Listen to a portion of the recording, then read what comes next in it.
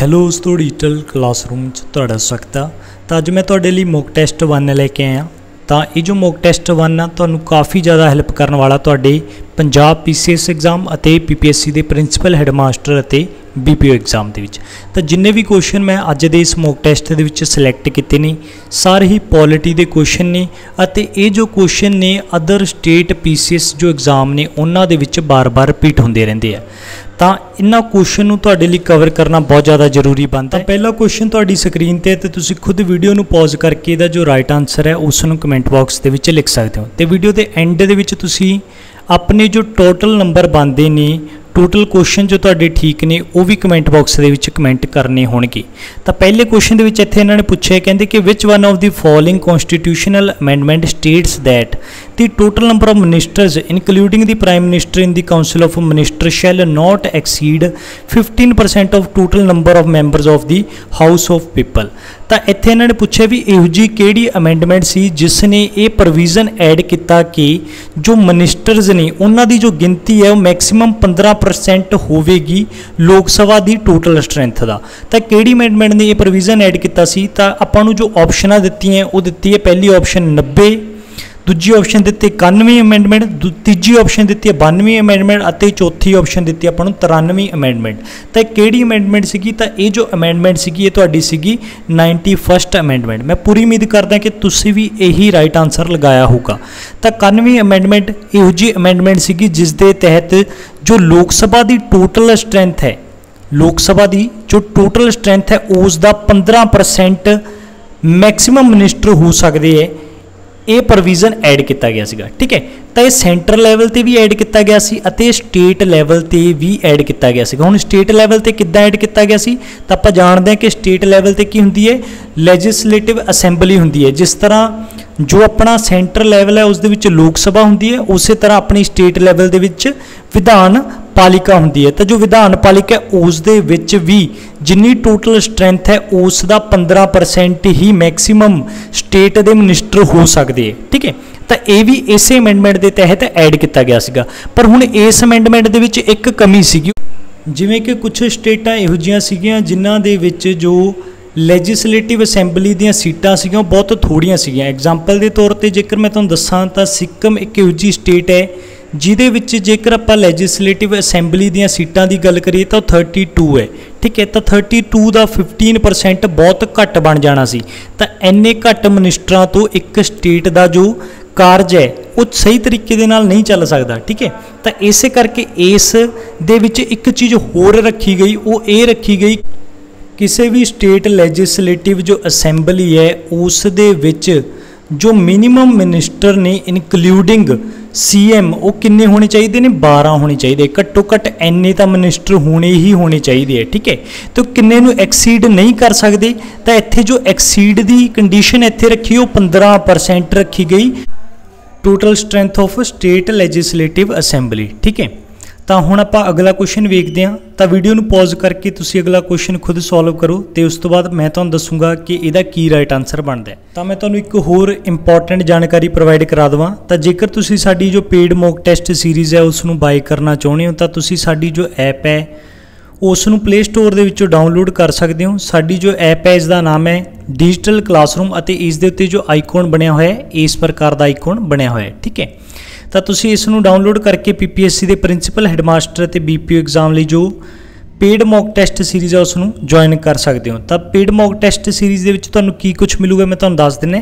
तो पेड जो mock test series है इस दे विच तुहानूं 6 फुली एक्सप्लेनड मॉक टेस्ट मिलणगे ਅਤੇ इस तो इलावा PPSC ਦੇ ਵਿੱਚ जिन्ने भी प्रीवियस ईयर क्वेश्चन आए हुए ने वो भी तुहानूं इस मॉक टेस्ट सीरीज़ ਦੇ ਵਿੱਚ मिलणगे। ठीक है, तो ये जो मैं PPSC के प्रीवियस ईयर क्वेश्चनस इस दे विच अपलोड किए ने ये सारे तुहानूं सैक्शन वाइज या फिर टॉपिक वाइज मिलणगे। जेकर आपां GK की गल करिए तो GK का जो पोर्शन है तुहानूं सैक्शन वाइज मिलूगा और रीजनिंग का जो क्वेश्चन होणगे वो तुहानूं टॉपिक वाइज मिलणगे। ठीक है, तो इदां दा ये पूरा एक कोर्स है जो कि बहुत ही मिनीमम चार्जिस ते तुहानूं साडी ऐप दे विचों मिल जूगा। तो तुसीं इस नूं जाके जरूर ज्वाइन करो।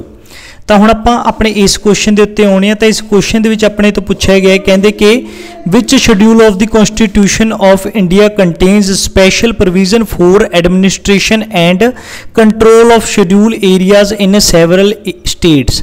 ਤਾਂ ਇਹਦੇ ਵਿੱਚ ਇਹਨਾਂ ਨੇ ਪੁੱਛਿਆ ਵੀ ਕਿਹੜਾ ਭਾਰਤੀ ਸੰਵਿਧਾਨ ਦਾ ਸ਼ਡਿਊਲ ਹੈ ਜਿਸ ਦੇ ਵਿੱਚ ਸਪੈਸ਼ਲ ਪ੍ਰੋਵੀਜ਼ਨ ਦਿੱਤਾ ਗਿਆ ਸ਼ਡਿਊਲ ਏਰੀਆਜ਼ ਨੂੰ ਸੈਵਰਲ ਸਟੇਟਸ ਦੇ। ਤਾਂ ਆਪਸ਼ਨ ਆਪਾਂ ਨੂੰ ਦਿੱਤੀਆਂ ਕਹਿੰਦੇ 3rd schedule, 5th schedule, 7th schedule ਜਾਂ ਫਿਰ 9th ਸ਼ਡਿਊਲ। ਤਾਂ ਇਹ ਆਪਾਂ ਜਾਣਦੇ ਹਾਂ ਕਿ ਕਿਹੜਾ ਸ਼ਡਿਊਲ ਹੈ, ਇਹ 5th ਸ਼ਡਿਊਲ ਹੈ। ਮੈਂ ਪੂਰੀ ਉਮੀਦ ਕਰਦਾ ਕਿ ਤੁਸੀਂ ਵੀ ਬੀ ਆਪਸ਼ਨ ਨੂੰ ਰਾਈਟ ਲਗਾਇਆ ਹੋਊਗਾ। ਤਾਂ ਜੋ 5th ਸ਼ਡਿਊਲ ਹੈ ਭਾਰਤੀ ਸੰਵਿਧਾਨ ਦਾ, ਇਸ ਨੇ ਸਪੈਸ਼ਲ ਪ੍ਰੋਵੀਜ਼ਨ ਦਿੱਤਾ ਹੈ scheduled areas and scheduled tribes in any state other than the state of Assam, Meghalaya, Tripura and Mizoram। ਤਾਂ ਇਹਦੇ ਵਿੱਚ ਸ਼ਡਿਊਲ ਏਰੀਆਜ਼ ਅਤੇ ਸ਼ਡਿਊਲ ਟਰਾਈਬਸ ਨੂੰ ਤਾਂ ਪ੍ਰੋਵੀਜ਼ਨ ਦਿੱਤਾ ਹੈ, ਲੇਕਿਨ ਇਸ ਦੇ ਵਿੱਚ 4 ਸਟੇਟਾਂ ਨੂੰ ਇਨਕਲੂਡ ਨਹੀਂ ਕੀਤਾ ਗਿਆ। ਉਹ ਕਿਹੜੀਆਂ-ਕਿਹੜੀਆਂ ਨੇ? ਤਾਂ ਉਹ ਨੇ ਅਸਾਮ, ਮੇਘਾਲਿਆ, ਤ੍ਰਿਪੁਰਾ ਅਤੇ ਮਿਜ਼ੋਰਮ। ਠੀਕ ਹੈ, ਤਾਂ ਇਹ ਮੋਸਟ ਇੰਪੋਰਟੈਂਟ ਜਾਣਕਾਰੀ ਹੈ, ਤੁਸੀਂ ਧਿਆਨ ਦੇ ਵਿੱਚ ਰੱਖਣੀ ਹੈ। ਤਾਂ ਇਹਦਾ ਜੋ ਪ੍ਰੋਵੀਜ਼ਨ ਹੈ ਇਹਨਾਂ ਸਟੇਟਾਂ ਦਾ, ਉਹ ਕਿਹੜੇ ਸ਼ਡਿਊਲ ਦੇ ਵਿੱਚ ਦਿੱਤਾ ਗਿਆ? ਤਾਂ ਇਸ ਲਈ ਇੱਕ ਅਲੱਗ ਤੋਂ ਖਾਸ ਸ਼ਡਿਊਲ ਬਣਾਇਆ ਗਿਆ, ਉਹ ਹੈਗਾ 6th ਸ਼ਡਿਊਲ। ਤਾਂ 6th ਜੋ ਸ਼ਡਿਊਲ ਹੈ ਇਹ ਟਰਾਈਬਲ ਏਰੀਆਜ਼ ਨੂੰ ਕੰਟਰੋਲ ਅਤੇ ਐਡਮਿਨਿਸਟ੍ਰੇਸ਼ਨ ਕਰਨ ਲਈ ਡੀਲ ਕਰਦਾ ਹੈ। ਤਾਂ ਇਹਦੇ ਵਿੱਚ ਕਿਹੜੀਆਂ-ਕਿਹੜੀਆਂ ਸਟੇਟਸ ਆਉਂਦੀਆਂ ਨੇ? ਤਾਂ ਇਹਦੇ ਵਿੱਚ ਅਸਾਮ, ਮੇਘਾਲਿਆ, ਤ੍ਰਿਪੁਰਾ ਅਤੇ ਮਿਜ਼ੋਰਮ, ਇਹ 4 ਸਟੇਟਸ ਆਉਂਦੀਆਂ ਨੇ।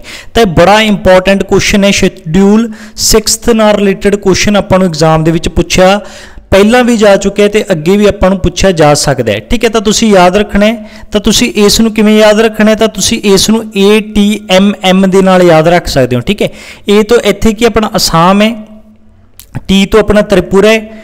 ठीक है, उस तो बाद M तो अपना की है मेघालय ਅਤੇ M तो ही अपना की है मिजोरम है। ठीक है, तो ATM ਦੇ ਨਾਲ ਤੁਸੀਂ ਇਸ ਨੂੰ ਯਾਦ ਰੱਖ ਲੈਣੇ। ठीक है, ਉਸ ਤੋਂ ਬਾਅਦ ਹੁਣ ਆਪਾਂ ਅਗਲਾ ਕੁਐਸਚਨ ਵੇਖਦੇ ਹਾਂ। ਤਾਂ ਅਗਲੇ ਕੁਐਸਚਨ ਦੇ ਵਿੱਚ ਇਹਨਾਂ ਨੇ ਪੁੱਛਿਆ, ਕਹਿੰਦੇ ਕਿ which article of the constitution of India says no child below the age of 14 year shall be employed to work in any factory or mine or engaged in any other hazardous employment। ਤਾਂ ਇੱਥੇ ਇਹਨਾਂ ਨੇ ਕਿਹਾ ਕਿ ਕਿਹੜਾ ਇਹੋ ਜਿਹਾ article ਹੈ ਜਿਹੜਾ ਕਿ ਕਹਿੰਦਾ ਹੈ ਭਾਰਤੀ ਸੰਵਿਧਾਨ ਦਾ ਆਰਟੀਕਲ ਕਿ ਜੋ ਬੱਚਾ ਹੈ ਜੋ ਕਿ 14 ਸਾਲ ਤੋਂ ਘੱਟ ਉਮਰ ਦਾ ਉਸ ਨੂੰ ਕਿਸੇ ਵੀ ਖਤਰਨਾਕ ਜਗ੍ਹਾ ਤੇ ਫੈਕਟਰੀ ਦੇ ਵਿੱਚ ਜਾਂ ਫਿਰ ਮਾਈਨ ਦੇ ਵਿੱਚ ਕੀ ਨਹੀਂ ਕਰਵਾਇਆ ਜਾ ਸਕਦਾ, ਕੰਮ नहीं करवाया जा सकता। किहड़ा आर्टिकल आपां नूं कहंदे तां आर्टिकल 24, आर्टिकल 45, आर्टिकल 330, आर्टिकल 368।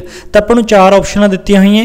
तां इहदा जो राइट आंसर बनदा ऑप्शन नंबर 1 आर्टिकल 24। ठीक है, ਤਾਂ ਆਰਟੀਕਲ 24 ਪ੍ਰੋਹਿਬਿਟ ਕਰਦਾ ਹੈ employment of children in factories. ਤਾਂ ਬੱਚਿਆਂ ਨੂੰ ਫੈਕਟਰੀਜ਼ ਦੇ ਵਿੱਚ ਕੰਮ ਨਹੀਂ ਕਰਵਾਇਆ ਜਾ ਸਕਦਾ, ਇਹ ਆਰਟੀਕਲ 24 ਕਹਿੰਦਾ ਹੈ। ਤੇ ਆਰਟੀਕਲ 24 ਦੇ ਅਕੋਰਡਿੰਗ ਜੇਕਰ ਆਪਾਂ ਗੱਲ ਕਰੀਏ ਕਿ ਬੱਚਾ ਇੱਥੇ ਕਿਸ ਨੂੰ ਮੰਨਿਆ ਗਿਆ ਤਾਂ 14 ਸਾਲ ਤੋਂ ਘੱਟ ਉਮਰ ਦਾ ਜੋ ਪਰਸਨ ਹੈ ਉਸ ਨੂੰ ਆਪਾਂ ਕੀ ਮੰਨਾਂਗੇ, ਬੱਚਾ ਮੰਨਾਂਗੇ। ਠੀਕ ਹੈ, ਤਾਂ ਨੋ child below the age of 14 years shall be employed to work in any factory or mine or engaged in any other hazardous employment। ਹੁਣ ਆਪਾਂ ਨੈਕਸਟ ਕੁਐਸਚਨ ਵੇਖਦੇ ਹਾਂ। ਤਾਂ ਨੈਕਸਟ ਕੁਐਸਚਨ ਦੇ ਵਿੱਚ ਆਪਣੇ ਤੋਂ ਪੁੱਛਿਆ ਗਿਆ, ਕਹਿੰਦੇ ਕਿ under which one of the following constitution amendment act 4 languages were added to the list of languages under the 8th schedule of the constitution of India thereby raising their number to 22। ਤਾਂ ਇੱਥੇ ਆਪਾਂ ਨੂੰ ਜੋ question ਪੁੱਛਿਆ ਗਿਆ ਇਹਦੇ ਵਿੱਚ ਪੁੱਛਿਆ ਗਿਆ ਕਿ ਕਿਹੜੀ ਭਾਰਤੀ ਸੰਵਿਧਾਨ ਦੀ ਇਹੋ ਜਿਹੀ ਅਮੈਂਡਮੈਂਟ ਸੀਗੀ ਜਿਸ ਨੇ ਜੋ 8ਵੇਂ ਸ਼ਡਿਊਲ ਦੇ ਵਿੱਚ ਭਾਸ਼ਾਵਾਂ ਹੈ ਉਸ ਦੀ ਗਿਣਤੀ 4 ਵਧਾ ਕੇ ਉਸ ਨੂੰ 22 ਕਰ ਦਿੱਤਾ ਸੀ। ਤਾਂ ਕਿਹੜੀ ਇਹੋ ਜਿਹੀ ਅਮੈਂਡਮੈਂਟ ਸੀ ਆਪਣੇ ਤੋਂ ਪੁੱਛਿਆ ਗਿਆ। ਤਾਂ ਆਪਸ਼ਨਾਂ ਦਿੱਤੀਆਂ 90th amendment, 91st amendment, 92nd amendment ਜਾਂ 93rd ਅਮੈਂਡਮੈਂਟ। ਤਾਂ ਇਹਦਾ ਜੋ ਰਾਈਟ ਆਂਸਰ ਬਣਦਾ ਹੈ ਉਹ ਬਣਦਾ ਹੈ 92nd ਅਮੈਂਡਮੈਂਟ। 91st ਅਮੈਂਡਮੈਂਟ ਬਾਰੇ ਆਪਾਂ ਆਲਰੇਡੀ ਪੜ੍ਹ ਚੁੱਕੇ ਸੀਗੇ, ਤਾਂ ਇਸ ਦੇ ਬਾਰੇ ਤੁਸੀਂ ਹੁਣ ਜਾਣ ਹੀ ਚੁੱਕੇ ਹੋਗੇ ਕਿ 91st ਅਮੈਂਡਮੈਂਟ 15% ਵਾਲਾ ਪ੍ਰੋਵੀਜ਼ਨ ਇਸ ਦੇ ਤਹਿਤ ਐਡ ਹੋਇਆ ਸੀਗਾ। ਕਾਉਂਸਲ ਆਫ ਮਿਨਿਸਟਰ ਅਤੇ CM ਦੀ ਜੋ ਗਿਣਤੀ ਉਹ 15% ਤੋਂ ਜ਼ਿਆਦਾ ਨਹੀਂ ਹੋਣੀ ਚਾਹੀਦੀ। ਜੇਕਰ ਆਪਾਂ ਸੈਂਟਰ ਲੈਵਲ ਤੇ ਗੱਲ ਕਰੀਏ ਤਾਂ ਕਾਉਂਸਲ ਆਫ ਮਿਨਿਸਟਰ ਅਤੇ ਜੋ ਆਪਣਾ PM ਹੈ ਉਸ ਦੀ ਜੋ ਗਿਣਤੀ ਉਹ 15% ਤੋਂ ਜ਼ਿਆਦਾ ਨਹੀਂ ਹੋ ਸਕਦੀ। ਤਾਂ ਹੁਣ ਆਪਾਂ ਗੱਲ ਕਰਦੇ 92nd ਅਮੈਂਡਮੈਂਟ ਦੀ। ਤਾਂ ਆਪਾਂ ਜਾਣਦੇ ਹਾਂ ਕਿ ਆਪਣੇ ਭਾਰਤੀ ਸੰਵਿਧਾਨ ਦੇ ਵਿੱਚ ओरिजिनली 14 ਭਾਸ਼ਾਵਾਂ ਸੀਗੀਆਂ, ਮਤਲਬ 14 ਭਾਸ਼ਾਵਾਂ ਸੀਗੀਆਂ ਜਦੋਂ ਭਾਰਤੀ ਸੰਵਿਧਾਨ ਬਣਿਆ ਸੀਗਾ। ਤੇ ਉਸ ਤੋਂ ਬਾਅਦ ਇਹਦੇ ਵਿੱਚ ਅਮੈਂਡਮੈਂਟ ਹੁੰਦੀ ਗਈ ਅਤੇ ਇਸ ਦੇ ਵਿੱਚ ਭਾਸ਼ਾਵਾਂ ਐਡ ਹੁੰਦੀਆਂ ਗਈਆਂ। ਤਾਂ ਇਹਦੇ ਵਿੱਚ ਕਦੋਂ ਕਦੋਂ ਭਾਸ਼ਾਵਾਂ ਐਡ ਹੋਈਆਂ ਨੇ, ਤਾਂ 21st ਅਮੈਂਡਮੈਂਟ ਦੇ ਤਹਿਤ ਇਹਦੇ ਵਿੱਚ ਸਿੰਧੀ ਭਾਸ਼ਾ ਜੋ ਹੈ ਇਸ ਨੂੰ ਐਡ ਕੀਤਾ ਗਿਆ ਸੀਗਾ। ਠੀਕ ਹੈ, ਉਸ ਤੋਂ ਬਾਅਦ 1992 ਦੇ ਵਿੱਚ 71ਵੀਂ ਅਮੈਂਡਮੈਂਟ ਦੇ ਤਹਿਤ ਇਸ ਦੇ ਵਿੱਚ ਕੋਂਕਣੀ, ਮਨੀਪੁਰੀ ਅਤੇ ਨੇਪਾਲੀ ਨੂੰ ਐਡ ਕੀਤਾ ਗਿਆ ਸੀਗਾ। ਤਾਂ ਤੁਸੀਂ ਇਸ ਨੂੰ ਕਿਵੇਂ ਯਾਦ ਰੱਖ ਸਕਦੇ ਹੋ, ਤਾਂ ਇਸ ਨੂੰ NMK ਨਮਕ ਦੇ ਨਾਲ ਤੁਸੀਂ ਯਾਦ ਰੱਖ ਸਕਦੇ ਹੋ। N ਤੋਂ ਕੀ ਹੈ ਨੇਪਾਲੀ ਹੈ, M ਤੋਂ ਕੀ ਹੈ ਮਨੀਪੁਰੀ ਹੈ ਅਤੇ K ਤੋਂ ਕੀ ਹੈ ਕੋਂਕਣੀ ਹੈ। ਠੀਕ ਹੈ, ਤਾਂ ਇਦਾਂ ਤੁਸੀਂ ਯਾਦ ਰੱਖ ਸਕਦੇ ਹੋ। ਤੇ ਉਸ ਤੋਂ ਬਾਅਦ ਜੋ ਮੋਸਟ ਇੰਪੋਰਟੈਂਟ ਅਮੈਂਡਮੈਂਟ ਹੋਈ ਉਹ ਸੀ 92nd ਅਮੈਂਡਮੈਂਟ। ਇਹਦੇ ਨਾਲ ਰਿਲੇਟਡ ਬਾਰ-ਬਾਰ ਪੇਪਰ ਦੇ ਵਿੱਚ ਕੁਐਸਚਨ ਆਉਂਦਾ ਹੈ। ਤਾਂ ਇਹਦੇ ਵਿੱਚ 4 ਭਾਸ਼ਾਵਾਂ ਨੂੰ ਐਡ ਕੀਤਾ ਗਿਆ, ਜਿਸ ਨੂੰ ਤੁਸੀਂ ਯਾਦ ਰੱਖ ਸਕਦੇ ਹੋ DBMS ਦੇ ਨਾਲ। ਠੀਕ ਹੈ, ਤਾਂ ਆਪਾਂ ਕੰਪਿਊਟਰ ਦੇ ਵਿੱਚ ਇੱਕ ਸ਼ਬਦ ਯੂਜ਼ ਕਰਦੇ ਹੁੰਦੇ DBMS, ਤਾਂ ਇਸ ਦੇ ਨਾਲ ਤੁਸੀਂ ਯਾਦ ਰੱਖ ਸਕਦੇ ਹੋ D ਤੋਂ ਡੋਗਰੀ, B ਤੋਂ ਬੋਡੋ, M ਤੋਂ ਮੈਥਾਲੀ ਤੇ S ਤੋਂ ਸੰਥਾਲੀ। ਠੀਕ ਹੈ, ਤਾਂ ਇਦਾਂ ਤੁਸੀਂ ਇਸ ਨੂੰ ਯਾਦ ਰੱਖ ਸਕਦੇ ਹੋ। ਤਿੰਨੋਂ ਹੀ ਅਮੈਂਡਮੈਂਟ ਇੰਪੋਰਟੈਂਟ ਨੇ, ਤਿੰਨੋਂ ਹੀ ਭਾਸ਼ਾਵਾਂ ਦੇ ਨਾਲ ਜੁੜਦੀਆਂ ਨੇ, ਜਿਹਦੇ ਤਹਿਤ ਭਾਸ਼ਾਵਾਂ ਨੂੰ ਐਡ ਕੀਤਾ ਗਿਆ। 21st ਅਮੈਂਡਮੈਂਟ, 71st ਅਮੈਂਡਮੈਂਟ ਅਤੇ ਉਸ ਤੋਂ ਬਾਅਦ 92nd ਅਮੈਂਡਮੈਂਟ। ਠੀਕ ਹੈ, ਤੇ ਹੁਣ ਆਪਾਂ ਜੇਕਰ ਗੱਲ ਕਰੀਏ ਕਿ ਟੋਟਲ ਕਿੰਨੀਆਂ ਭਾਸ਼ਾਵਾਂ ਹੋ ਚੁੱਕੀਆਂ ਨੇ 8th ਸ਼ਡਿਊਲ ਦੇ ਵਿੱਚ, ਤਾਂ ਹੁਣ ਟੋਟਲ 22 ਭਾਸ਼ਾਵਾਂ ਹੋ ਚੁੱਕੀਆਂ ਨੇ ਆਪਣੇ ਭਾਰਤੀ ਸੰਵਿਧਾਨ ਦੇ 8ਵੇਂ ਸ਼ਡਿਊਲ ਦੇ ਵਿੱਚ। ਠੀਕ ਹੈ, ਹੁਣ ਆਪਾਂ ਨੈਕਸਟ ਕੁਐਸਚਨ ਵੇਖਦੇ ਹਾਂ। ਤਾਂ ਨੈਕਸਟ ਕੁਐਸਚਨ ਦੇ ਵਿੱਚ ਪੁੱਛਿਆ ਗਿਆ, ਕਹਿੰਦੇ ਕਿ in the constitution of India promotion of international peace and security is included in. ਤਾਂ ਭਾਰਤੀ ਸੰਵਿਧਾਨ ਦੇ ਵਿੱਚ ਜੋ ਪ੍ਰਮੋਸ਼ਨ ਹੈ ਇੰਟਰਨੈਸ਼ਨਲ ਪੀਸ ਦਾ ਅਤੇ ਸਿਕਿਉਰਿਟੀ ਦਾ, ਕਿਸ ਦੇ ਵਿੱਚ ਇਨਕਲੂਡ ਕੀਤਾ ਗਿਆ, ਤਾਂ ਆਪਾਂ ਨੂੰ ਆਪਸ਼ਨਾਂ ਦਿੱਤੀਆਂ ਨੇ। ਪਹਿਲੀ ਆਪਸ਼ਨ ਦਿੱਤੀ ਹੈ ਪ੍ਰੈਂਬਲ ਦੇ ਵਿੱਚ, ਦੂਜੀ ਆਪਸ਼ਨ ਦਿੱਤੀ ਹੈ DPSP ਦੇ ਵਿੱਚ, ਤੀਜੀ ਆਪਸ਼ਨ ਦਿੱਤੀ ਹੈ ਫੰਡਾਮੈਂਟਲ ਡਿਊਟੀ ਦੇ ਵਿੱਚ ਅਤੇ ਚੌਥੀ ਆਪਸ਼ਨ ਦਿੱਤੀ ਹੈ 9th ਸ਼ਡਿਊਲ ਦੇ ਵਿੱਚ। ਤਾਂ ਇਹਦਾ ਜੋ ਰਾਈਟ ਆਨਸਰ ਬਣਦਾ ਉਹ ਬਣਦਾ ਹੈ DPSP ਦੇ ਵਿੱਚ। ਠੀਕ ਹੈ, ਤਾਂ directive principal of state policy, ਤਾਂ ਸਰਕਾਰ ਨੂੰ ਜੋ ਇੰਟਰਨੈਸ਼ਨਲ ਪੀਸ ਹੈ ਤੇ ਸਿਕਿਉਰਿਟੀ ਹੈ ਉਸ ਨੂੰ ਪ੍ਰਮੋਟ ਕਰਨਾ ਚਾਹੀਦਾ ਹੈ। ਕਿਹੜੇ ਆਰਟੀਕਲ ਦੇ ਵਿੱਚ ਲਿਖਿਆ ਇਹ ਵੀ ਇੰਪੋਰਟੈਂਟ ਬਣਦਾ ਹੈ। ਤਾਂ ਇਹਦਾ ਜੋ ਆਰਟੀਕਲ ਹੈ ਉਹ ਹੈਗਾ 51st ਆਰਟੀਕਲ। ਠੀਕ ਹੈ, ਤਾਂ 51st ਜੋ ਆਰਟੀਕਲ ਹੈ ਇਸ ਦੇ ਵਿੱਚ ਇਸ ਨੂੰ ਐਡ ਕੀਤਾ ਗਿਆ। ਠੀਕ ਹੈ, ਤਾਂ ਇਸ ਨੂੰ ਤੁਸੀਂ ਧਿਆਨ ਦੇ ਵਿੱਚ ਰੱਖਣਾ। ਇਸ ਤੋਂ ਇਲਾਵਾ ਜਿੰਨੇ ਵੀ DPSP ਨੇ ਸਾਰੇ ਦੇ ਸਾਰੇ ਹੀ ਇੰਪੋਰਟੈਂਟ ਨੇ PPSC ਐਗਜ਼ਾਮਸ ਦੇ ਲਈ। ਠੀਕ ਹੈ, ਚਾਹੇ ਤੁਸੀਂ PPSC ਦਾ ਪ੍ਰਿੰਸੀਪਲ ਹੈਡਮਾਸਟਰ ਤੇ BP ਦਾ ਐਗਜ਼ਾਮ ਦੇਣਾ, ਚਾਹੇ ਤੁਸੀਂ PCS ਦਾ ਐਗਜ਼ਾਮ ਦੇਣਾ, ਦੋਨਾਂ ਦੇ ਵਿੱਚ ਹੀ ਇਹ ਜੋ directive principal of state policies ਨੇ ਇਹਨਾਂ ਦੇ ਨਾਲ ਰਿਲੇਟਡ ਇੱਕ ਕੁਐਸਚਨ ਪੁੱਛਿਆ ਜਾ ਸਕਦਾ ਹੈ। ਠੀਕ ਹੈ, ਉਸ ਤੋਂ ਬਾਅਦ ਆਪਾਂ ਅਗਲਾ ਕੁਐਸਚਨ ਵੇਖਦੇ ਹਾਂ। ਤੇ ਅਗਲੇ ਕੁਐਸਚਨ ਦੇ ਵਿੱਚ ਇਹਨਾਂ ਨੇ ਆਪਾਂ ਨੂੰ ਤੋਂ ਪੁੱਛਿਆ, ਕਹਿੰਦੇ ਕਿ which one of the following schedule of the constitution of India contains provision regarding anti defection. ਤਾਂ ਜੋ ਭਾਰਤੀ ਸੰਵਿਧਾਨ ਦਾ ਕਿਹੜਾ ਸ਼ਡਿਊਲ ਹੈ ਜਿਸ ਦੇ ਵਿੱਚ ਐਂਟੀ ਡਿਫੈਕਸ਼ਨ ਦੇ ਨਾਲ ਰਿਲੇਟਡ ਪ੍ਰੋਵੀਜ਼ਨ ਦਿੱਤਾ ਗਿਆ ਹੈ। ਤਾਂ ਆਪਸ਼ਨਾਂ ਨੇ 2nd schedule, 5th schedule, 8th schedule ਜਾਂ ਫਿਰ 10th ਸ਼ਡਿਊਲ। ਤਾਂ ਇਹਦਾ ਜੋ ਰਾਈਟ ਆਨਸਰ ਬਣਦਾ ਉਹ ਬਣਦਾ ਹੈ 10th ਸ਼ਡਿਊਲ। ਤਾਂ 52nd ਅਮੈਂਡਮੈਂਟ ਹੋਈ ਸੀਗੀ, ਇਸ ਦੇ ਤਹਿਤ ਇਹ ਜੋ 10th ਸ਼ਡਿਊਲ ਹੈ ਇਸ ਨੂੰ ਐਡ ਕੀਤਾ ਗਿਆ ਸੀਗਾ। ਠੀਕ ਹੈ, ਤਾਂ ਇਸ ਦੇ ਵਿੱਚ ਪ੍ਰੋਵੀਜ਼ਨ ਦਿੱਤਾ ਗਿਆ ਐਂਟੀ ਡਿਫੈਕਸ਼ਨ ਲਾਅ ਦਾ। ਠੀਕ ਹੈ, ਤਾਂ ਇਸ ਨੂੰ ਤੁਸੀਂ ਧਿਆਨ ਦੇ ਵਿੱਚ ਰੱਖਣਾ ਹੈ। ਤੇ ਇਹ ਜੋ 52nd ਅਮੈਂਡਮੈਂਟ ਹੈ ਇਸ ਦਾ ਕਿਹੜਾ ਸਾਲ ਸੀਗਾ, ਤਾਂ 1985 ਦੇ ਵਿੱਚ ਇਸ ਨੂੰ ਐਡ ਕੀਤਾ ਗਿਆ ਸੀਗਾ। ਤੇ ਇਸ ਤੋਂ ਪਹਿਲਾਂ ਜੇਕਰ ਆਪਾਂ ਗੱਲ ਕਰੀਏ ਪੂਰੇ ਭਾਰਤ ਦੇ ਵਿੱਚ ਲਾਗੂ ਹੋਣ ਤੋਂ ਪਹਿਲਾਂ ਕਿਹੜੀ ਇਹੋ ਜਿਹੀ ਸਟੇਟ ਸੀਗੀ ਜਿਸ ਦੇ ਦੁਆਰਾ ਐਂਟੀ ਡਿਫੈਕਸ਼ਨ ਲਾਅ ਨੂੰ ਸਭ ਤੋਂ ਪਹਿਲਾਂ ਐਡ ਕੀਤਾ ਗਿਆ ਸੀਗਾ, ਤਾਂ ਉਹ ਸੀਗੀ ਜੰਮੂ ਐਂਡ ਕਸ਼ਮੀਰ। ਠੀਕ ਹੈ, ਤਾਂ ਤੁਸੀਂ ਇਹ ਵੀ ਧਿਆਨ ਦੇ ਵਿੱਚ ਰੱਖਣਾ ਹੈ। ਠੀਕ ਹੈ, ਜੰਮੂ ਐਂਡ ਕਸ਼ਮੀਰ ਇਹੋ ਜਿਹੀ ਸਟੇਟ ਸੀਗੀ ਜਿਸ ਨੇ ਸਭ ਤੋਂ ਪਹਿਲਾਂ ਇਹ ਜੋ ਐਂਟੀ ਡਿਫੈਕਸ਼ਨ ਲਾਅ ਹੈ ਇਸ ਨੂੰ ਆਪਣੀ ਸਟੇਟ ਦੇ ਵਿੱਚ ਲਾਗੂ ਕੀਤਾ ਸੀਗਾ। ਉਸ ਤੋਂ ਬਾਅਦ ਆਪਾਂ ਨੈਕਸਟ ਕੁਐਸਚਨ ਵੇਖਦੇ ਹਾਂ। ਤਾਂ ਨੈਕਸਟ ਕੁਐਸਚਨ ਦੇ ਵਿੱਚ ਆਪਣੇ ਤੋਂ ਪੁੱਛੇ ਗਏ, ਕਹਿੰਦੇ ਕਿ the distribution of power between the centre and the state in the Indian constitution is based on the scheme provided in the. ਤਾਂ ਜੋ ਆਪਣਾ ਪਾਵਰਾਂ ਦਾ ਡਿਸਟ੍ਰੀਬਿਊਸ਼ਨ ਹੈ ਸੈਂਟਰ ਅਤੇ ਸਟੇਟ ਦੇ ਵਿੱਚ, ਇਹ ਆਪਾਂ ਕਿਸ ਤੋਂ ਲਿੱਤਾ ਹੈ। ਤਾਂ ਆਪਸ਼ਨਾਂ ਦਿੱਤੀਆਂ ਨੇ Morley Minto reform 1909, Montagu Chelmsford act 1919, government of India act 1935, Indian independence act 1947। ਤਾਂ ਇਹਦਾ ਜੋ ਰਾਈਟ ਆਨਸਰ ਬਣਦਾ government of India act 1935। Most important question ਹੈ, ਕਾਫੀ ਵਾਰ ਅਲੱਗ-ਅਲੱਗ ਸਟੇਟਾਂ ਦੇ PCS ਐਗਜ਼ਾਮ ਦੇ ਵਿੱਚ ਇਹ ਪੁੱਛਿਆ ਜਾ ਚੁੱਕਿਆ। ਤਾਂ ਨੈਕਸਟ ਕੁਐਸਚਨ ਆਪਾਂ ਵੇਖਦੇ ਹਾਂ। ਤਾਂ ਨੈਕਸਟ ਕੁਐਸਚਨ ਦੇ ਵਿੱਚ ਪੁੱਛਿਆ ਗਿਆ, ਕਹਿੰਦੇ ਕਿ which of the following special powers have been conferred on the Rajya Sabha by the constitution of India. ਤਾਂ ਭਾਰਤੀ ਸੰਵਿਧਾਨ ਦੇ ਦੁਆਰਾ ਕਿਹੜੀ ਇਹੋ ਜਿਹੀ ਸਪੈਸ਼ਲ ਪਾਵਰ ਦਿੱਤੀ ਗਈ ਹੈ ਰਾਜ ਸਭਾ ਨੂੰ, ਇਹ ਆਪਾਂ ਨੂੰ ਪੁੱਛਿਆ ਗਿਆ। ਤਾਂ ਪਹਿਲੀ ਆਪਸ਼ਨ ਦੇ ਵਿੱਚ ਆਪਾਂ ਨੂੰ ਦਿੱਤਾ ਹੈ ਕਹਿੰਦੇ ਕਿ to change the existing territory of state and to change the name of state. ਤਾਂ ਬਿਲਕੁਲ ਨਹੀਂ, ਇਹ ਜੋ ਪਾਵਰ ਹੈ ਪਾਰਲੀਮੈਂਟ ਨੂੰ ਦਿੱਤੀ ਗਈ ਹੈ, ਲੋਕ ਸਭਾ ਨੂੰ ਵੀ ਅਤੇ ਰਾਜ ਸਭਾ ਨੂੰ ਵੀ। ਉਸ ਤੋਂ ਨੈਕਸਟ ਆਪਾਂ ਵੇਖਦੇ ਹਾਂ, ਨੈਕਸਟ ਦੇ ਵਿੱਚ ਆਪਾਂ ਨੂੰ ਦਿੱਤਾ ਹੈ to pass a resolution empowering the parliament to make laws in the state list and to create one or more all India services. तो बिल्कुल राइट है, ऑप्शन नंबर बी की बनती है, राइट अपना आंसर बनता है। ठीक है, तो जो राज्यसभा इसनूं स्पैशल पावर दी गई है कि जो ऑल इंडिया सर्विसेज है इसनूं क्रिएट कर सकती है। ठीक है, तो यह क्वेश्चन बार बार अलग अलग एग्जाम्स के आता होंगे। बाकी जो ऑप्शन ने उस पूछे गए कहते कि to amend the election procedure of the president and to determine the pension of the president after his her retirement. तो यह भी बिल्कुल रॉन्ग है।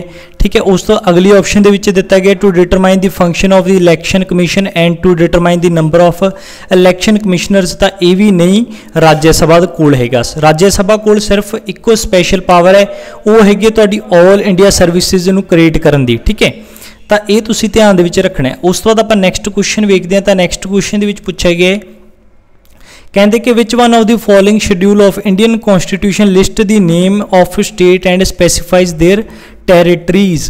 तो किहड़ा भारतीय संविधान का शेड्यूल है जिस दे विच आपां नूं लिस्ट दी गई है स्टेट के नेम्स की अते टैरीटरीज के नेम्स की। ठीक है, तो ऑप्शन आती है फर्स्ट, सैकेंड, थर्ड, फोर्थ। तो यह जो राइट आंसर बनता है वो बनता है फर्स्ट शेड्यूल। ठीक है, तो जेकर कोई भी नवी स्टेट इनकलूड होंदी है तो अमेंडमेंट किहड़े शेड्यूल दे विच आपां नूं करनी पऊगी? तो फर्स्ट शेड्यूल दे विच करनी पऊगी, क्योंकि उसका आपां नूं नाम ऐड ऑन करना पऊगा। ये भी कई बार क्वेश्चन पूछा जाता हुंदा है। ठीक है, तो तुसीं ध्यान दे विच रखना जो फर्स्ट शेड्यूल है इस दे विच नेम दिता गया स्टेट्स का अते टैरीटरीज का। इस तो अलावा मैं तुहानूं पहलां भी दस्सिआ कि जो शेड्यूल ने सारे दे सारे ही इंपॉर्टेंट ने, इन्हां नाल रिलेटेड आपां नूं क्वेश्चन एग्जाम दे विच पूछा जा सकता है। उसका नैक्सट क्वेश्चन वेखदे हैं, कहंदे कि who which of the following is the custodian of the constitution of India. तो भारतीय संविधान का कस्टोडियन कौन है ये आपां नूं पूछा गया। तो ऑप्शन दिते ने president of India, prime minister of India, लोक सभा सैक्रेटरीट या फिर सुप्रीम कोर्ट ऑफ इंडिया। तो यदा जो राइट आंसर बनता है बनता option number fourth, supreme court of India. ठीक है, उस बाद आप नैक्सट क्वेश्चन वेखते हैं। मोस्ट इंपोर्टेंट एक क्वेश्चन है, कहते कि which one of the following statement about money bill is not correct. Money bill नाल रिलेटेड केड़ी जो जानकारी है करेक्ट नहीं हैगी। तो आपां नूं सब तो पहला पता होना चाहिए कि मनी बिल का जो आर्टिकल है कितना है। तो 110 आर्टिकल किसदा है? मनी बिल का है। ठीक है, तो हुण आपां नूं अगे पुछे कि केड़ी इनकरैक्ट है इनफॉर्मेशन। तो पहली लाइन दे विच आपां नूं दित्ता है ऑप्शन दे विच कि a money bill can be tabled in either house of parliament, कि मनी बिल किसी भी हाउस दे विच टेबल किया जा सकता है। तो ये बिल्कुल रॉन्ग है, क्योंकि जो मनी बिल है वो सिर्फ तो सिर्फ लोक सभा दे विच ही टेबल किया जाता है। ठीक है, तो उस तो बाद आपां नूं यही पूछा गया सी, तो यही अपना राइट आंसर बन गया। तो आपां फिर भी जो अगलियां ऑप्शनस ने उन्होंने चैक कर लेने। तो आपां नूं अगली ऑप्शन दी है, कहते कि speaker of Lok Sabha is the final authority to decide whether bill is money bill or not. तो बिल्कुल ठीक है, तो जो स्पीकर है वही डिसाइड करता है कि एक बिल मनी बिल है या फिर नहीं। ये भी क्वेश्चन एग्जाम के पूछ लिया जाता भी डिसाइड कौन करता है? तो स्पीकर डिसाइड करता है। तुसीं ध्यान दे विच रखना है। उस तो अगली इनफॉर्मेशन के पूछे कहते कि दी राज्य सभा must return a money bill passed by the लोक सभा and send it for consideration with in 14 days. तो यह भी बिल्कुल ठीक है, राज्य सभा नूं 14 दिनों के अंदर अंदर जो मनी बिल है उसनूं वापस भेजना होंदा है या फिर रिजैक्ट करना होंदा है। ठीक है, तो भावें वो रिजैक्ट कर दे भावें उसनूं की कर दे वापस कर दे, तो अपने आप जो मनी बिल है उसनूं पास होया ही मान लिया जाता है। ठीक है, क्योंकि राज्य सभा कोल मनी बिल नूं लेके किसी भी प्रकार की कोई भी पावर नहीं हैगी। ठीक है, सारी दी सारी जो पावर है लोक सभा के कोल है। जेकर लोक सभा चाहे तो राज्य सभा दी सलाहां जो दित्तियां गईयां उसनूं कंसीडर कर सकता है, अदरवाइज उसनूं पास कर दूगा। ठीक है, तो उस बाद अगे आपां नूं दित्ता है कहंदे कि the president can not return a money bill to the Lok Sabha for रिकनसिडरेशन। तो यह भी बिल्कुल ठीक है, जो प्रेजिडेंट है वो वापस नहीं कर सकता मनी बिल नूं लोक सभा नूं ताकि वो रिकनसिडरेशन कर सकन। तो यह भी बिल्कुल ठीक है। ठीक है, तो यदा जो राइट आंसर बनना सी कल्ली पहली ऑप्शन बनना सीगा, तो यही इनकरैक्ट ऑप्शन है। उस बाद हम आप नैक्सट क्वेश्चन वेखते हैं। तो नैक्सट क्वेश्चन के पूछा गया कहते कि if the prime minister of India belong to the upper house of parliament तो की होगा। तो आपां नूं पहली लाइन के दिता है कहते कि he will not be able to vote in his favour in event of a non confidence motion, he will not be able to speak on the budget in the lower house. He can make statement only in the house upper house. He was to become a member of the lower house within 6 months after being sworn in. ਤਾਂ question ਦੇ ਵਿੱਚ ਇਹ ਪੁੱਛਿਆ ਗਿਆ ਕਿ ਜੇਕਰ ਆਪਣਾ ਜੋ ਪ੍ਰਾਈਮ ਮਿਨਿਸਟਰ ਹੈ ਉਹ ਅਪਰ ਹਾਊਸ ਦੇ ਵਿੱਚੋਂ ਹੈ, ਰਾਜ ਸਭਾ ਦੇ ਵਿੱਚੋਂ ਬਣੇ, ਠੀਕ ਹੈ, ਚੁਣਿਆ ਗਿਆ, ਤਾਂ ਉਹ ਨੋ ਕੌਨਫੀਡੈਂਸ ਜੋ ਮੋਸ਼ਨ ਹੁੰਦਾ ਹੈ ਉਸ ਦੇ ਵਿੱਚ ਆਪਣੇ ਫੇਵਰ ਦੇ ਵਿੱਚ ਵੋਟ ਨਹੀਂ ਕਰ ਸਕਦਾ। ਤਾਂ ਇਹ ਆਪਸ਼ਨ ਕੀ ਬਣਦੀ ਆਪਣਾ ਰਾਈਟ ਆਨਸਰ ਬਣਦਾ, ਕਿਉਂਕਿ ਜੋ ਆਪਣਾ ਨੋ ਕੌਨਫੀਡੈਂਸ ਮੋਸ਼ਨ ਹੈ ਉਹ ਲੋਕ ਸਭਾ ਦੇ ਵਿੱਚ ਹੁੰਦਾ ਨਾ ਕਿ ਉਹ ਰਾਜ ਸਭਾ ਦੇ ਵਿੱਚ ਹੁੰਦਾ, ਠੀਕ ਹੈ। ਤਾਂ ਆਪਣਾ ਜੋ ਰਾਈਟ ਆਨਸਰ ਬਣਦਾ ਉਹ ਫਸਟ ਆਪਸ਼ਨ ਬਣਦਾ। ਬਾਕੀ ਦੀਆਂ ਜੋ ਆਪਾਂ ਨੂੰ ਆਪਸ਼ਨਾਂ ਦਿੱਤੀਆਂ ਹੋਈਆਂ ਬਿਲਕੁਲ ਇਨਕਰੈਕਟ ਨੇ, ਠੀਕ ਹੈ। ਜਿਵੇਂ ਕਿ ਦੂਜੀ ਆਪਸ਼ਨ ਦੇ ਵਿੱਚ ਦਿੱਤਾ he will not be able to speak on the budget in the lower house, ਤਾਂ ਇਹ ਬਿਲਕੁਲ ਰੋਂਗ ਹੈ, ਉਹ ਕਰ ਸਕਦਾ ਇਹ। He can make statement only in the upper house, ਕਿ ਉਹ ਸਿਰਫ ਅਪਰ ਹਾਊਸ ਦੇ ਵਿੱਚ ਸਟੇਟਮੈਂਟ ਦੇ ਸਕਦਾ, ਤਾਂ ਇਹ ਵੀ ਬਿਲਕੁਲ ਰੋਂਗ ਹੈ। He was to become a member of the lower house within 6 month after being sworn in, ਸਹੁੰ ਚੁੱਕਣ ਤੋਂ ਬਾਅਦ ਕਿ ਉਸ ਨੂੰ 6 ਮਹੀਨਿਆਂ ਦੇ ਅੰਦਰ ਅੰਦਰ ਲੋਅਰ ਹਾਊਸ ਦਾ ਮੈਂਬਰ ਬਣਨਾ ਪਊਗਾ, ਤਾਂ ਇਹ ਵੀ ਬਿਲਕੁਲ ਰੋਂਗ ਹੈ। ਕੋਈ ਜ਼ਰੂਰੀ ਨਹੀਂ ਹੈਗਾ ਵੀ ਉਹ ਲੋਅਰ ਹਾਊਸ ਦਾ ਮੈਂਬਰ ਬਣੇ, ਰਾਜ ਸਭਾ ਦਾ ਮੈਂਬਰ ਹੈ ਫਿਰ ਵੀ ਉਹ ਕੀ ਹੈ ਪ੍ਰਾਈਮ ਮਿਨਿਸਟਰ ਚੁਣਿਆ ਜਾ ਸਕਦਾ, ਤਾਂ ਇਹ ਵੀ ਕੀ ਹੋਗੀ ਰੋਂਗ ਆਪਸ਼ਨ ਹੋਗੀ। ਤਾਂ ਰਾਈਟ ਆਨਸਰ ਫਸਟ ਆਪਸ਼ਨ ਬਣਦਾ। ਉਸ ਤੋਂ ਬਾਅਦ ਹੁਣ ਆਪਾਂ ਨੈਕਸਟ ਕੁਐਸਚਨ ਵੇਖਦੇ ਹਾਂ। ਤਾਂ ਨੈਕਸਟ ਕੁਐਸਚਨ ਦੇ ਵਿੱਚ ਪੁੱਛਿਆ ਗਿਆ, ਕਹਿੰਦੇ ਕਿ which one of the following bill must be passed by each house of the Indian parliamentary separately by special majority. ਤਾਂ ਪੁੱਛਿਆ ਗਿਆ ਕਿ ਕਿਹੜਾ ਇਹੋ ਜਿਹਾ ਬਿੱਲ ਹੁੰਦਾ ਹੈ ਜਿਹੜਾ ਕਿ ਪਾਰਲੀਮੈਂਟ ਦੇ ਵਿੱਚੋਂ ਸਪੈਸ਼ਲ ਮੈਜੋਰਟੀ ਦੇ ਨਾਲ ਪਾਸ ਹੋਣਾ ਜ਼ਰੂਰੀ ਹੁੰਦਾ ਹੈ। ਤਾਂ ਆਪਸ਼ਨਾਂ ਦਿੱਤੀਆਂ ordinary bill, money bill, finance bill ਜਾਂ ਫਿਰ ਕੌਂਸਟੀਟਿਊਸ਼ਨਲ ਅਮੈਂਡਮੈਂਟ ਬਿੱਲ। ਤਾਂ ਇਹਦਾ ਜੋ ਰਾਈਟ ਆਨਸਰ ਬਣਦਾ ਉਹ ਬਣਦਾ ਹੈ ਕੌਂਸਟੀਟਿਊਸ਼ਨਲ ਅਮੈਂਡਮੈਂਟ ਬਿੱਲ। ਤਾਂ ਇਹ ਜੋ ਬਿੱਲ ਹੁੰਦਾ ਇਸ ਨੂੰ ਸਪੈਸ਼ਲ ਮੈਜੋਰਟੀ ਦੇ ਨਾਲ ਪਾਸ ਕਰਨਾ ਹੁੰਦਾ ਪਾਰਲੀਮੈਂਟ ਦੇ ਦੋਨੋਂ ਸਦਨਾਂ ਦੇ ਵਿੱਚੋਂ, ਠੀਕ। ਤਾਂ ਇਹੀ ਕੁਐਸਚਨ ਸੀਗੇ ਜਿਹੜੇ ਕਿ ਆਪਾਂ ਅੱਜ ਦੇ ਇਸ ਵੀਡੀਓ ਲੈਸਨ ਦੇ ਵਿੱਚ ਕਵਰ ਕਰਨੇ ਸੀਗੇ। ਮੈਂ ਪੂਰੀ ਉਮੀਦ ਕਰਦਾ ਕਿ ਤੁਹਾਨੂੰ ਇਹ ਜੋ ਵੀਡੀਓ ਲੈਸਨ ਹੈ ਪਸੰਦ ਆਇਆ ਹੋਊਗਾ, ਤੇ ਆਪਾਂ ਇਸ ਵੀਡੀਓ ਤੇ ਟਾਰਗੇਟ ਮੰਨ ਕੇ ਚੱਲਦੇ ਹਾਂ ਕਿ ਜੇਕਰ ਇਸ ਵੀਡੀਓ ਦੇ ਉੱਤੇ 100 ਲਾਈਕਸ ਆਉਂਦੇ ਹੈ ਤਾਂ ਮੈਂ ਤੁਹਾਡੇ ਲਈ ਨੈਕਸਟ ਵੀਡੀਓ ਲੈ ਕੇ ਆਉਂਗਾ। ਤਾਂ ਵੱਧ ਤੋਂ ਵੱਧ ਇਸ ਵੀਡੀਓ ਨੂੰ ਸ਼ੇਅਰ ਕਰ ਦਿਓ ਅਤੇ ਆਪਣੇ ਦੋਸਤਾਂ ਨੂੰ ਇਸ ਵੀਡੀਓ ਨੂੰ ਵੇਖਣ ਲਈ ਕਹੋ, ਠੀਕ ਹੈ। ਜੇਕਰ ਉਹ PPSC ਦੇ ਪ੍ਰਿੰਸੀਪਲ ਹੈਡਮਾਸਟਰ ਅਤੇ BPO ਐਗਜ਼ਾਮ ਦੀ ਤਿਆਰੀ ਕਰ ਰਹੇ ਨੇ, ਚਾਹੇ ਉਹ ਪੰਜਾਬ PCS ਐਗਜ਼ਾਮ ਦੀ ਤਿਆਰੀ ਕਰ ਰਹੇ ਨੇ, ਤਾਂ ਮੇਨ ਜੋ ਮੈਂ ਸਬਜੈਕਟ ਪੜ੍ਹਾਉਣਾ ਉਹ ਤੁਹਾਡਾ ਰੀਜ਼ਨਿੰਗ ਅਤੇ ਮੈਥ ਹੈ।